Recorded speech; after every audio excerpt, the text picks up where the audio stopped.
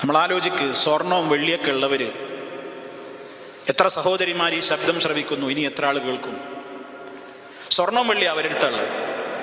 പണ്ട് കാലത്ത് മദീനയിലും മക്കയിലും സ്വർണവും വെള്ളിയും വിനിമയത്തിനുള്ള നാണയങ്ങളായിരുന്നു. ഇന്ന് നമ്മൾ ദിർഹം ഉപയോഗിക്കുന്ന സ്ഥാനത്ത് അന്ന് ദീനാറും ദിർഹം ഉപയോഗിച്ചിരുന്നത്. ദിർഹം എന്ന് പറഞ്ഞാൽ കൃത്യമായ വെള്ളി തന്നെയായിരുന്നു. ഇന്ന് നമ്മൾ ദിർഹം കടലാസാണ്. ദീനാർ എന്ന് പറഞ്ഞാൽ കുവൈത്തിലെ ദീനാർ ഇന്ന് ഇവിടുത്തെ കറൻസിയാണ്. അന്ന് മക്കയിലും മദീനയിലും ദീനാർ എന്ന് പറഞ്ഞാൽ സ്വർണമാണ്, ഒറിജിനൽ സ്വർണ്ണ നാണയമാണ്. അപ്പൊ ഇന്ന് നമ്മൾ വിനിമയത്തിന് ഉപയോഗപ്പെടുത്തിക്കൊണ്ടിരിക്കുന്ന കറൻസിയുടെ സ്ഥാനത്താണ് അതൊക്കെ. നമ്മൾ സക്കാത്ത് കൊടുത്തോ? നമ്മൾ അതിനെക്കുറിച്ച് ആലോചിച്ചോ? ഇനി സ്വർണവും വെള്ളിയും ഉരുപ്പടികളായി തന്നെ നമ്മുടെ സഹോദരിമാരുടെ കൈകളിലില്ലേ? ബാങ്ക് ലോക്കറുകളിലില്ലേ? വീട്ടിന്റെ അലമാറകളിൽ പെട്ടിയിൽ സൂക്ഷിച്ചു വെച്ചിട്ടില്ലേ? സക്കാത്ത് കൊടുത്തോ? സക്കാത്ത് കൊടുത്തോ? എത്രയോ സമ്പത്തിന്റെ ഉടമകളായ പെണ്ണുങ്ങൾ സക്കാത്തും കൊടുത്തിട്ടില്ല, ഹജ്ജിനും പോയിട്ടില്ല. സ്വർണത്തിന്റെ അവിടെ ഇഷ്ടം പോലെ ഉണ്ട്. എന്താ വിചാരിച്ചത്? മരിക്കുന്ന നേരത്തെ ആരോ ഇത് കൊണ്ടുപോകും? ഇത് കൊണ്ടുപോകോ?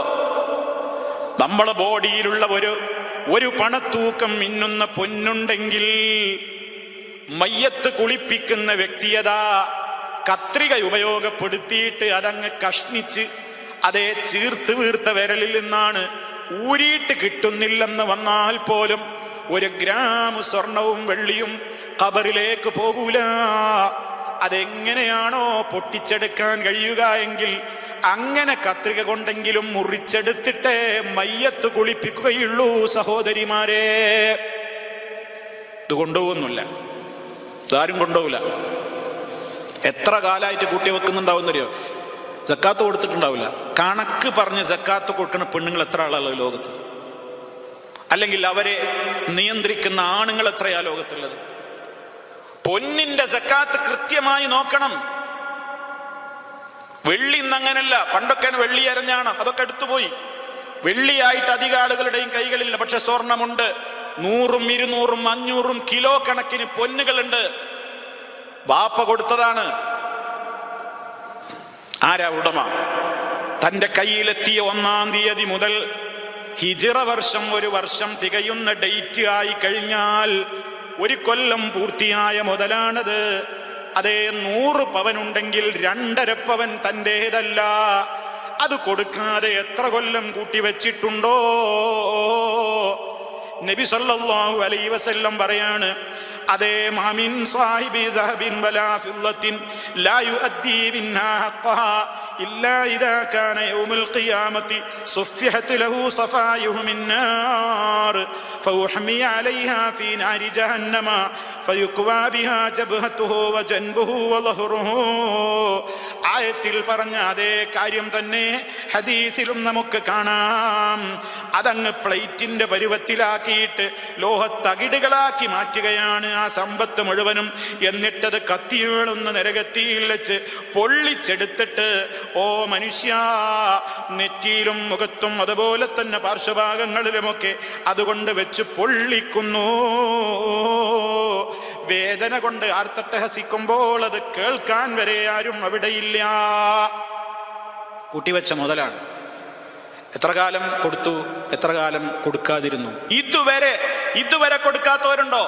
ആദ്യം മുതൽ അവസാനം വരെ എത്ര കൊല്ലത്തെ കണക്കുണ്ടെങ്കിൽ മുഴുവൻ നോക്കിയിട്ടങ്ങ് കൊടുത്തോളണം. സക്കാത്തിന്റെ തൗബ എന്ന് പറയുന്നത് അല്ലാഹുവേ ഒരുപാട് കൊല്ലം ഞാൻ സക്കാത്ത് കൊടുത്തിട്ടില്ല, മാപ്പാക്കണം എന്ന് പറയലല്ല. സാമ്പത്തിക മേഖലയിലുള്ള സക്കാത്തിന്റെ തൗബ എന്ന് പറയുന്നത് കൊടുക്കാനുള്ളത് കൊടുത്തു വീട്ടിയിട്ടാണ്. അല്ലാഹുവേ ഇത്രയും കാലം കൊടുക്കാതെ പിന്തിച്ചു വെച്ചതിന് ശിക്ഷിക്കല്ലേ എന്നും പറഞ്ഞുകൊണ്ട് മാപ്പ് തേടിക്കൊണ്ടാണ് തൗബ ചെയ്യേണ്ടത്. അതല്ലാതെ ഇനി അങ്ങോട്ട് കൊടുത്തോളാ, ഇതുവരെയുള്ള കണക്കൊക്കാണ് പോട്ടെ എന്ന് വിചാരിച്ചാൽ നടപ്പില്ല. വളരെ ഗൗരവത്തോടെയാണ് ഓർമ്മപ്പെടുത്തുന്നത്. നാളെ പരലോകത്തത് വരാനിരിക്കുന്നു. അതിൻ്റെ ഒക്കെ പുറമെ ഏത് മുതലാണോ സക്കാത്ത് കൊടുക്കാത്തത്, നമ്മളെ ശമ്പളത്തിന്റെ സക്കാത്തോ എന്താണോ കൊടുക്കാതെ ബാക്കി വെച്ചിട്ടുള്ളത്, ആ പിശുക്കൊക്കെ ഈ ലോകത്ത് പലരുടെയും മുമ്പിൽ നമുക്ക് വില പോകും. ആരുടെയും മുമ്പിൽ നമുക്ക് വില പോകും. പക്ഷേ റഹ്മാനായ റബ്ബിന്റെ കോടതിയിൽ നടപ്പില്ല. മന്നാതാഹുല്ലാഹു മാലൻ, അതേത് മുതലാവട്ടെ, ആർക്കെങ്കിലും അല്ലാഹു തആല മുതൽ കൊടുത്തു, എന്നിട്ടോ ഫലം യുഅദ്ദി സകാത്തഹു, അവൻ അതിന്റെ സകാത്ത് കൊടുത്തു തീർത്തില്ല. ഓരോരുത്തരും ചിന്തിക്കുക, താൻ സകാത്ത് കൊടുത്തിട്ടുണ്ടോ? അത് കൃത്യമായിരിക്കണം. ഒരു കമ്മട്ടം മൊത്തം കണക്ക് പോരാ. നമ്മൾ സ്വർണം വാങ്ങുമ്പോൾ എത്ര കൃത്യമായിട്ടാണ് ജ്വല്ലറിയിൽ ഒരു പണത്തൂക്കമുണ്ടെങ്കിൽ നമ്മൾ അതിന് വേണ്ടി പെശകുകയാണ്, തർക്കിക്കുകയാണ്, ബാർഗൈൻ നടത്തുകയാണ്. അതേ റഹ്മാനായ റബ്ബിന്റെ കോടതിയിൽ അവതരിപ്പിക്കേണ്ടുന്ന കണക്കാണിത്. എത്ര ഗ്രാം പൊന്നുണ്ടെന്ന് ഓരോ കൊല്ലവും തൂക്കി നോക്കണം. ജ്വല്ലറിയിൽ പോയി തൂക്കം നോക്കിയിട്ട് എത്ര ഗ്രാം ഉണ്ടെന്ന് കണക്ക് നോക്കിയിട്ട് അതിൻ്റെ 2.5% കൊടുക്കാതെ അതിൻ്റെ ചെളി പോവുകയില്ല, അതുകൊണ്ടുള്ള ശിക്ഷ നീങ്ങുകയില്ല. വളരെ ഗൗരവത്തോടെ ആലോചിച്ചോളൂ, വളരെ ഗൗരവത്തോടെ ആലോചിച്ചോളൂ.